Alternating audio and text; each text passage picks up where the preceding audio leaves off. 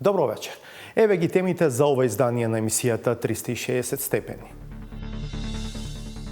Оваа куќа во местото Елани на Халкидики од пред половина година е на име на тештата на актуелниот председател на ДИК. По овластување од 75 годишната пензионерка од Куманово, купопродажбата ја водел и заокружил зетот Александар Даштевски.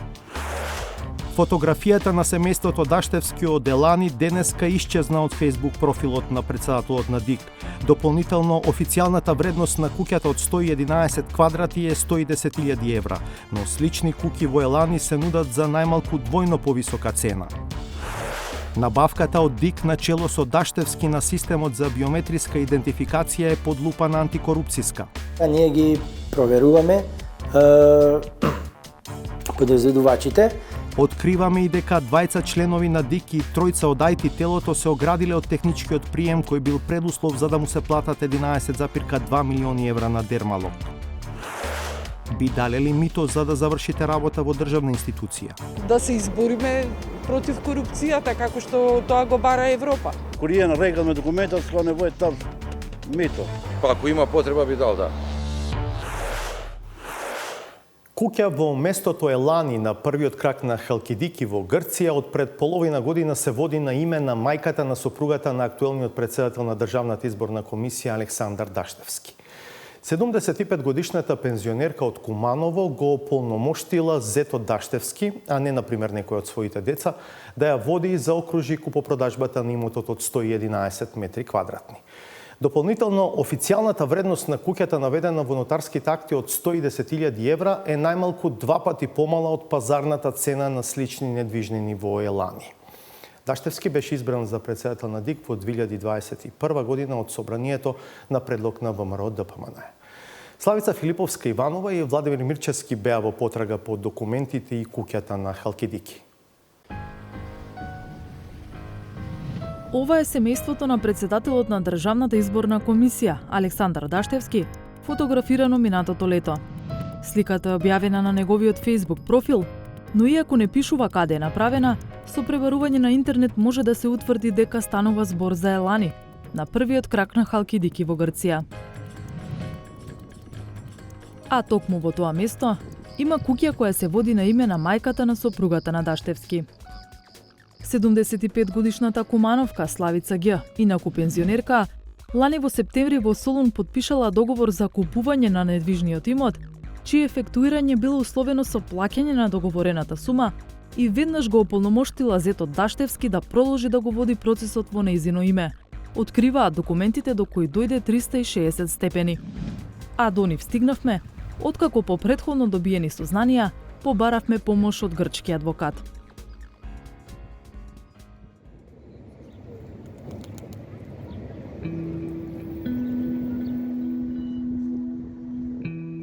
Беше сончево во Солун пред Великден. Брзо стигнавме до адвокатската канцеларија за да ги подигнеме документите важни за нашето истражување. Помош ни требаше поради сложеноста на грчкиот катастарски систем, кој нема единствена база, туку повеќе регионални канцеларии, од кои дел воопшто не се дигитализирани. Токму во таква канцеларија, во која регистарот се води рачно, се депонирани и се чуваат документите за имотот за кој се интересиравме. Лоциран во викенд на селбата Елани, на кракот Касандра на Халкидики.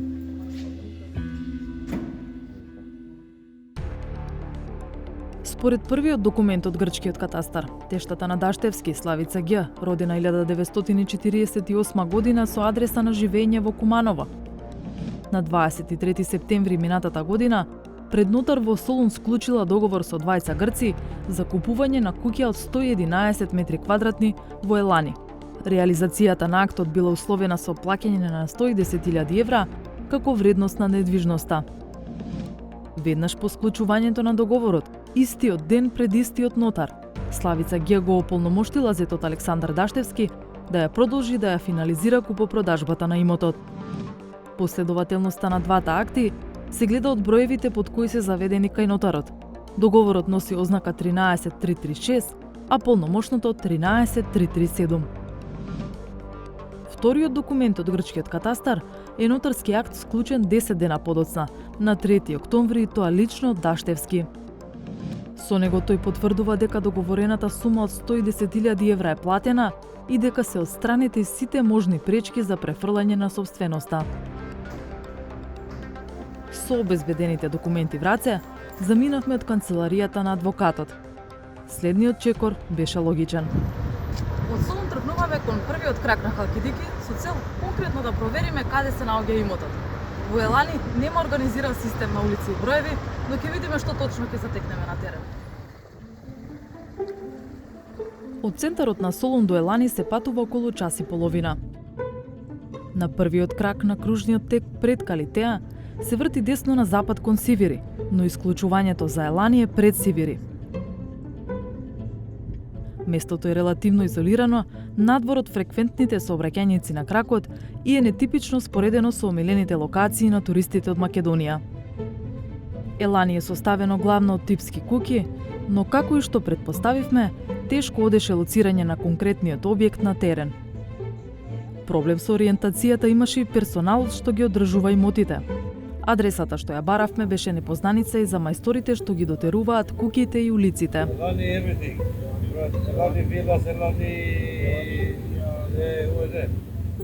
Низ Елани добивме и придружба до некаде.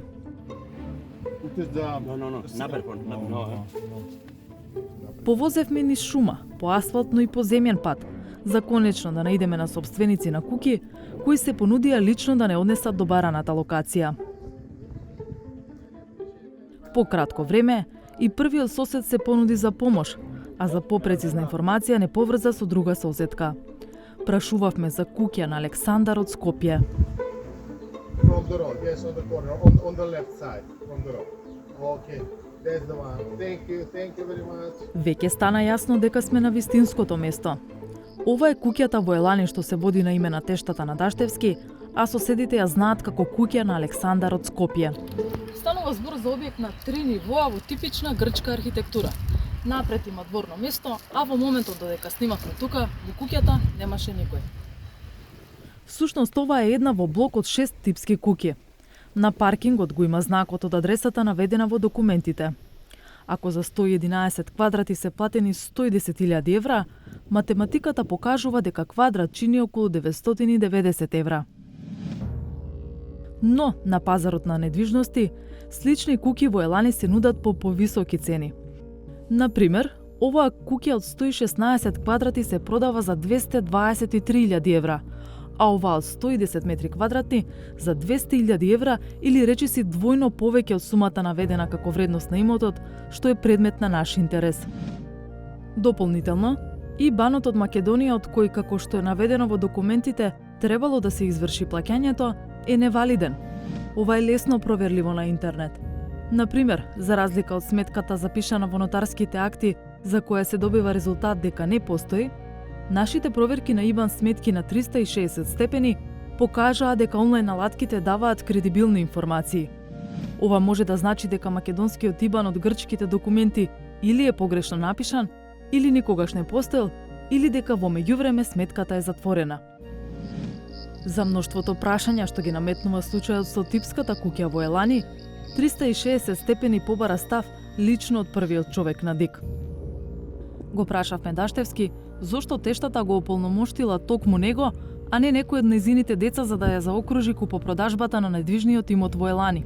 Во подолгиот одговор, кој интегрално е достапен на интернет страницата 360stepeni.mk, Даштевски вели дека не е ниту купувач, ниту продавач во договорот, туку полномошник за преземање едно дејствие – подигнување на документација. Документацијата која имате прибавено е стекната на незаконит начин, со што е повредена и мојата приватност и приватноста на други лица, што е целосно непрофесионално и спротивно на принципите на однесување и кодексот на етички вредности на новинарите. Од тука, прибавувањето на договорот и негово објавување во јавноста е спротивно на казнените одредби од Кривичниот законник.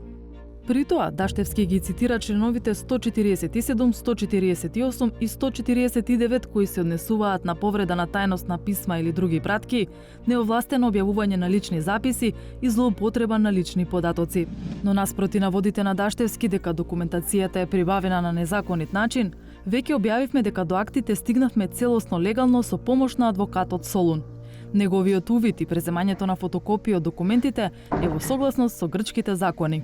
Тврдењето на Даштевски пак дека бил полномошник за преземање на само едно дејствие, подигнување на документација, е во спротивност со насловот на овој акт што го има склучено лично тој.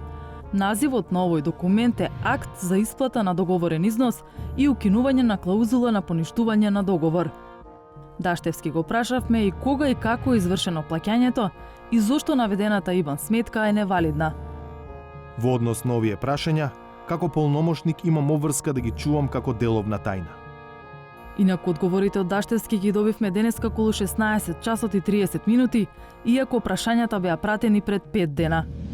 Индикативно е дека токму денеска од неговиот Facebook профил исчезна семејната фотографија од таверната во Елани. А како што можевме да посведочиме на локацијата на која е направена фотографијата, рај за очи и за душа е да се седне барем на еден ручек. Инаку, Александар Даштевски во јануари 2021 година на предлог на ВМРО-ДПМНЕ со 95 гласа во собранието беше избран за председател на Државната изборна комисија.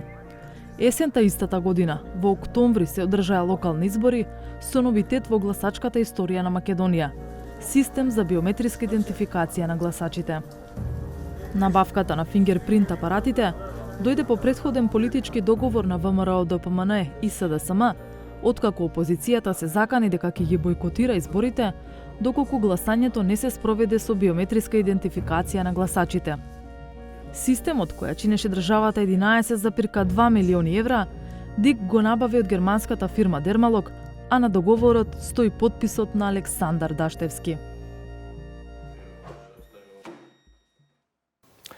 А договорот за набавка на системот за биометриска идентификација со Дермалог, на кој стои потписот на Александар Даштевски, е под лупа на Државната комисија за спречување на корупцијата. Истрагата е пред крај, велат од антикорупцијска, и додаваат дека наишле на сомнителни елементи. Меѓу другите, трансакции кон и од двете фирми подизведувачи за кои беа предвидени по 1,5 милиони евра од вкупно 11,2 милиони, колку што тежеше целиот договор. 360 степени вечерва открива и дека членови вработени во ДИК, меѓу кои и актуелниот министер за правда Кренар Лога, се оградиле од техничкиот прием на системот, без што пак не можело да му се плати на Дермалог. Повеќе од Александар Димитриевски. Ајде кај Малку чувам да не киснете. Не, таман сум тука, а овие да се снимат. Пошто си дека нема да стигнат дали ке се, кој ке се. Немаме избори, се и сега последно. Овој триумфален настап на председателот на Државната изборна комисија од 9 септември 2021 година.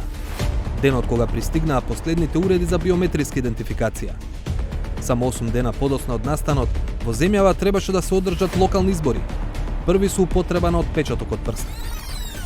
Еве како што рековме и повеќе... Александар Даштевски во неколку наврати предходно пред камерите демонстрираше дека се тече според предвиденото со набавката тешка 11,2 милиони евра. Целата опрема.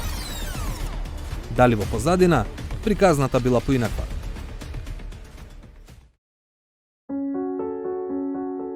Еден од условите во договорот за јавната набавка со германски Дермалог, без кој не можело да се исплати купената опрема, е опишан во членот 3. Таму е пропишано дека во прилог на фактурата требало да има записник од квалитативен и квантитативен прием и записник за тест за прифаќање, кои треба да бидат подпишани од лицата задолжени за реализација на договорот кај договорниот орган и од лицата вработени кај носителот на набавката. Дополнително, тестот за прифаќање ќе се изврши најдосна до 11 октомври 2021 година. Документите до кои дојде 360 степени го отвораат прашањето дали овој чекор е направен како што треба. Имено на 12 октомври 2021 година, вторник, 5 дена пред изборите, Дермалог доставува повеќе документи. Еден од нив е овој, наречен записник за тест на прифаќање. Тоа е еден од неопходните документи за исплата на опремата. Во него пишува дека ден претходно, на 11 октомври 2021 година, содржал тест за прифаќање на системот за биометриска идентификација на гласачи, а подолу се наведени лицата што присуствувале на тестот, вкупно 10 на број. Споменатите лица го добиле записникот на 15 октомври, во ден петок, на неколку часа од стартот на изборниот молки на помалку од 48 часа до отворањето на избирачките места. 5 мина од листата со известување до Државната изборна комисија, веднаш се оградиле од употребата на нивното име на документот. Тоа се подпредседателката и членка на ДИК Дитмире Шеху, тогашниот член на ДИК, а сега министер за правда Кренар Лога, како и тројца членови на телото за информацијски и комуникацијски технологии Владо Василевски, Кирил Кировски и Владислав Бидиков.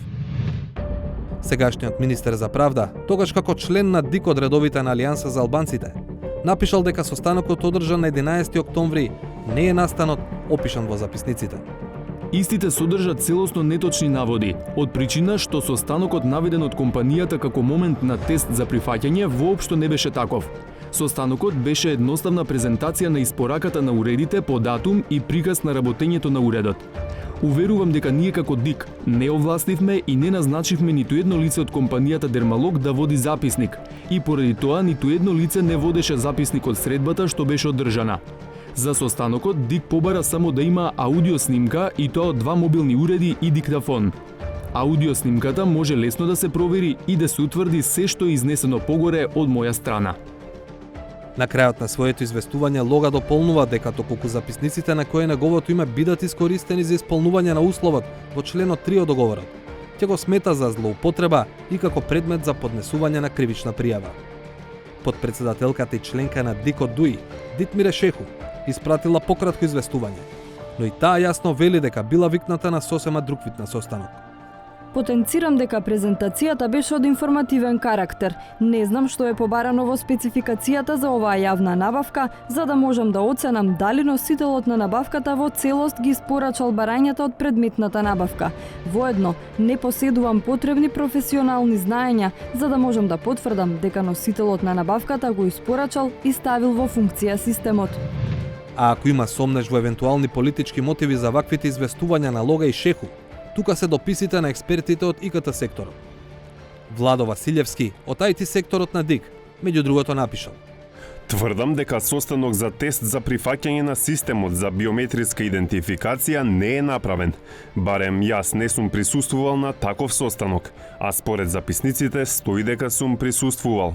Експертот Кирил Кировски напишал: Сметам дека користењето на моето име во погоре наведениот контекст е надвор од моите должности и овластувања и дека својството во кое учествува во таа презентација е погрешно наведено во документот на Дермалог.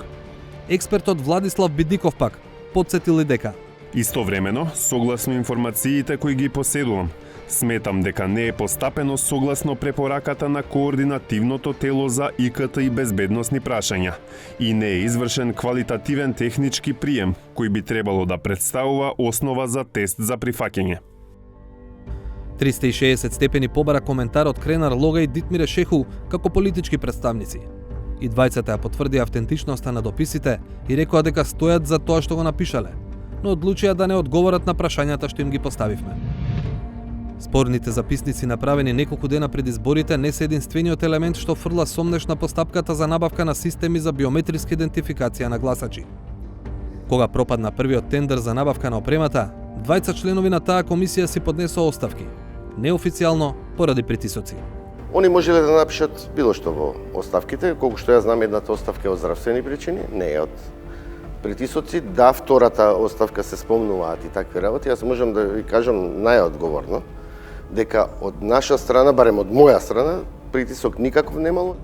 Новата комисија за јавната набавка на систем за идентификација направена веќе следниот ден беше составена од следните 5 члена: Оливер Ристовски, председател на комисијата и член на ДИК предложен од СДСМ; Бобан Стојановски, член на ДИК предложен од ВМРО ДПМН; Кренар Лога, член на ДИК предложен од Алијанса за албанците; Мергим Шабани, вработен во ДИК; Ивана Костадиновска, вработена во ДИК. Кога е избран Дермалог, на извештајот, како што може да се види од документот, се потпишале само тројца членови на комисијата за јавната набавка: Ристовски, Стојановски и Костадиновска. Лога и Шабани не ставиле парав и приложили издвоено мислење дека и Дермалог не ги исполнува условите. може да се констатира дека еден член на персоналот кој би требало да биде ангажиран како специјалист за обуки не ги исполнува бараните услови. Укажувам дека покрај останатите економски оператори и понудата на економскиот оператор Дермалог не ги исполнува условите за понатамошната постапка. Како економист не располагам со знаење и компетенции за оценка на техничкиот и правниот дел од понудата, како и од причина што немам компетентен и конкретен одговор од страна на надворешните ангажирани стручни лица за оваа набавка. Не можам да потврдам дека оваа понуда ги исполнува барањата и условите предвидени во тендерската документација. Со 3 гласа наспроти 2, Дермалог е избран за најдобар понудувач, а председателот на Државната изборна комисија Александар Даштевски подпишува договор со германската фирма. Овие наоди, но и други непознати за јавноста, ги истражува Државната комисија за спречување на корупцијата. Имавме сумне за дека не е направен квалитативен и квантитативен прием на уредите. Односно има само за дел, а не за сите уреди. И од тоа не може да се заклучи, односно не може да се види дали набавената опрема, карактеристиките се тие што се предвидени во тендерот. Сега ние ги проверуваме подизведувачите дали колку пари добиле, дали тоа што го предвидело во договорот, дали тоа го испорачале. Фирмите кои се подизведувачи на Дермалог, согласно договорот, требало да добијат по околу 1,5 милиони евра секоја. Тие се Алфазет, компанија од Тетовско Долно Седларце, општина Брвеница. Според нивната интернет страница, фирмата основана во 2018 година се занимава со продажба и на хардвер и на софтвер. Во годината кога како подизведувач го добиле тендерот 2021-та, Алфазет има вкупни приходи од околу 1,3 милиони евра, а трошоците таа година им се само 340.000 евра. Тоа значи дека во годината кога е купен и ставен во употреба системот за биометриска идентификација, Алфазет имала профит од околу 74% од приходите, односно речи се 1 милион евра на приход од 1,3 милиони евра. Веќе следната, 2022 година, кога се исполнети обврските од тендерот, Алфазет има приходи од само 56.000 евра.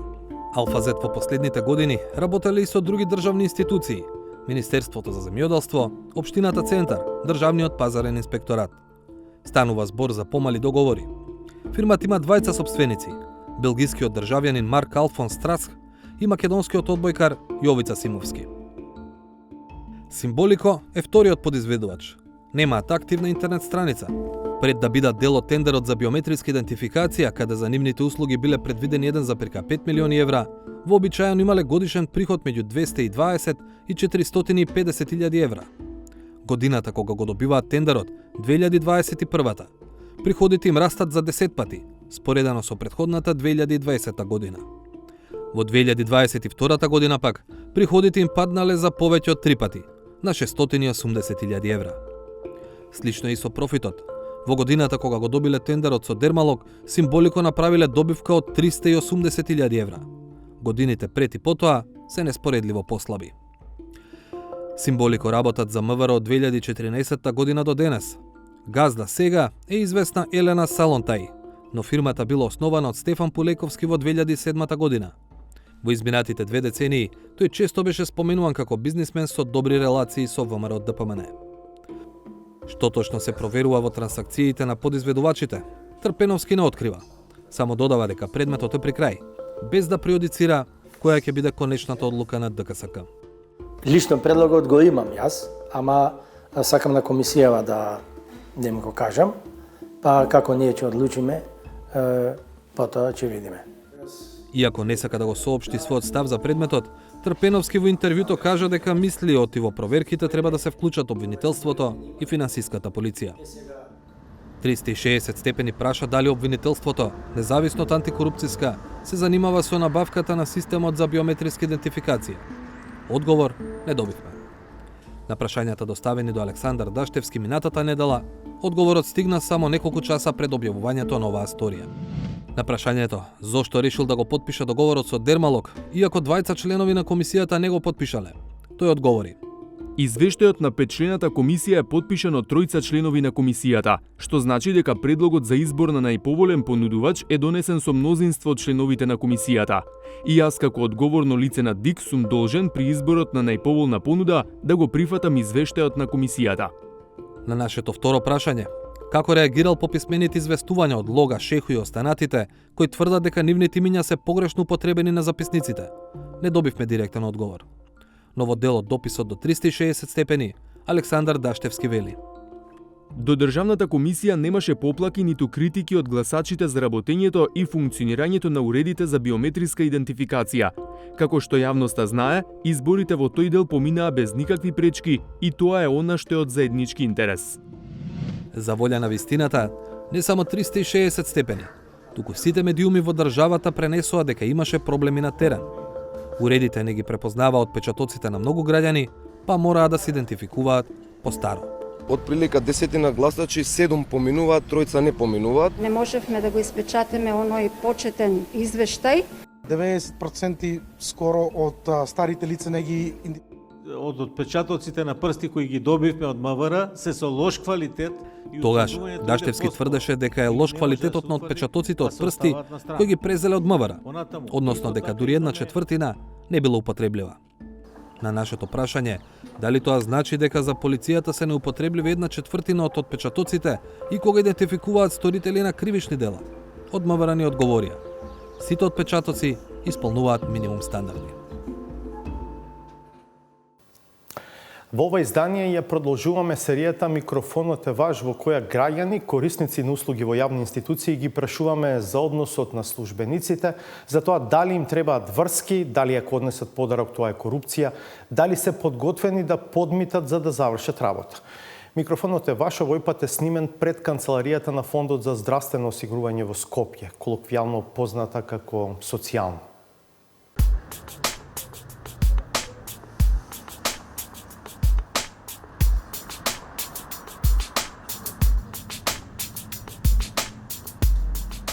Пред 2 недели дојдовме, меѓутоа системот, компјутерскиот систем на фондот за ПИОМ нешто не функционираше.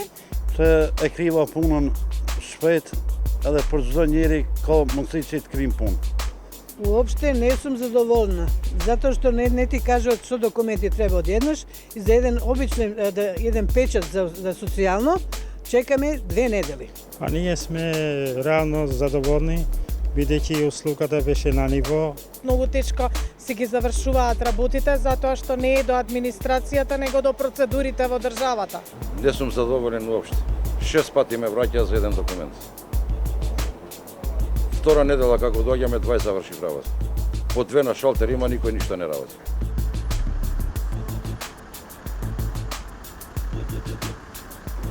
Не. Jo, nuk ka lidhja e gjon këtu. Овде не, кај што има може, а иначе не. Не, никогаш, бидејќи е солидна организација. Па многу ретко, затоа што немам потреба за фондот за да користам пријателски врски. Па само така може да завршиме, никако другчие.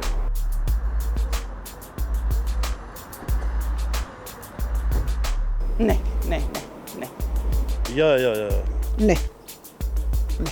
До сега не сме практикували. Не ни е баран. Сметам дека тоа им е во рок на служба и дека би било смешно да им носам подароци. Па сум носел, да, сум носел.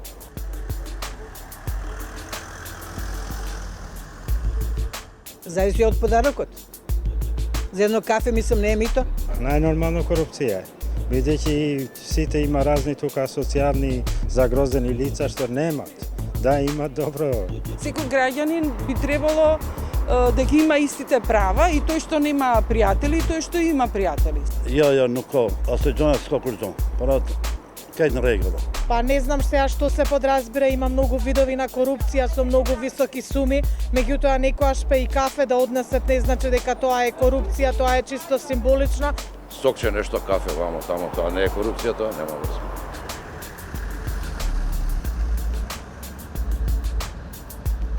Никој не ми побарал, ни во ПИОМ, ни тук.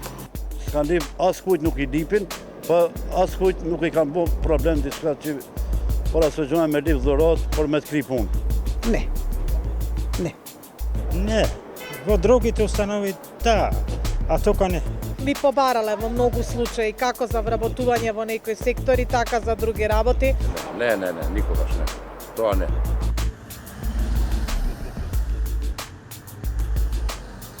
Мислам дека не би дала, не. Јас сум против тоа. Да се избориме против корупцијата, како што тоа го бара Европа. Нели, за да можеме да влеземе во Европа, мислам дека културно и граѓански и достоинствено да се држиме до тоа да не бараме и да не нудиме мито. Ја, оно конарно кап се ско невој, кориен регалме документот ско невој тап мито. Зошто да го подмитуваме? Ако ми следува, зошто? Че чекаме регуларно. А у болница да. У болница мито барат за да ти оперират око. 100 евра едно око. Па сега како сакате тоа? Лично ја не. Видејќи не е реално тоа, не е демократски. Не би дала мито ни до ни една сума, затоа што сметам дека како човек вредам со сите квалитети. Па ако има потреба би дал, да. Зависи колку што и како, зависи од ситуација.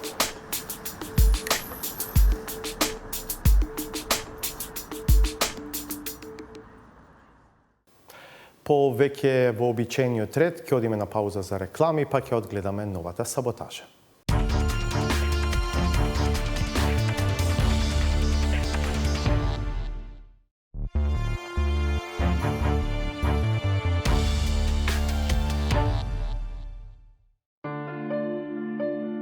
Објаснувањето за бескомпромисната битка во која сте влегли и во која не ги штедите силите за да дојдете до некаков успех, понекогаш може да биде проблематична.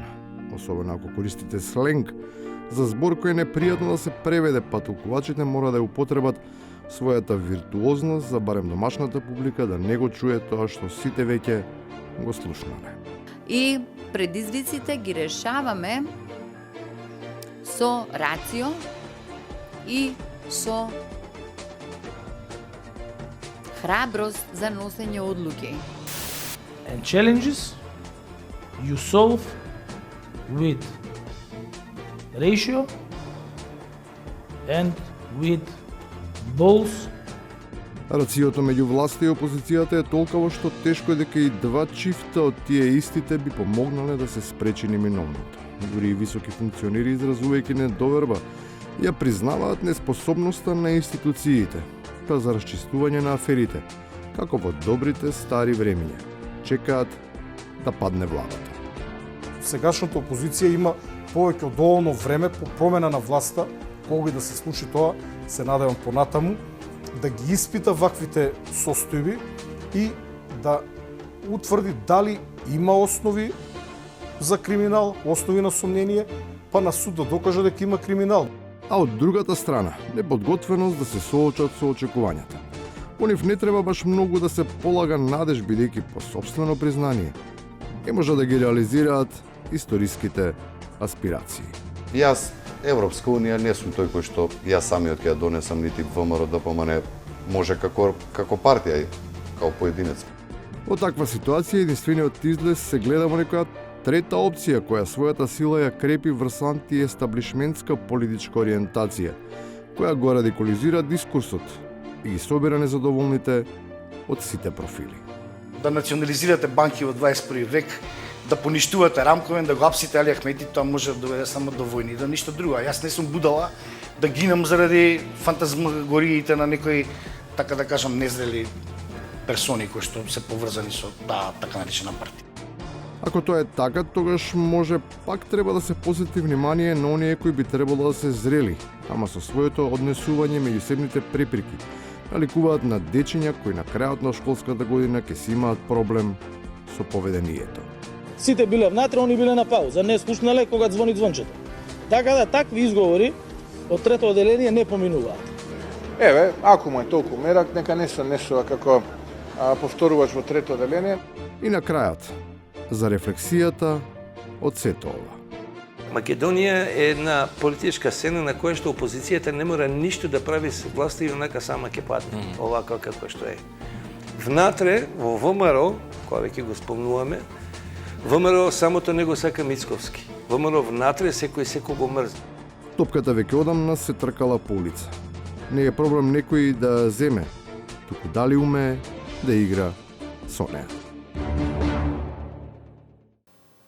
Освен на Алсат, може да нас следите и на интернет. Ви благодарам што бевте со 360 степени. Се гледаме повторно в петок во 22:20. Пријатно.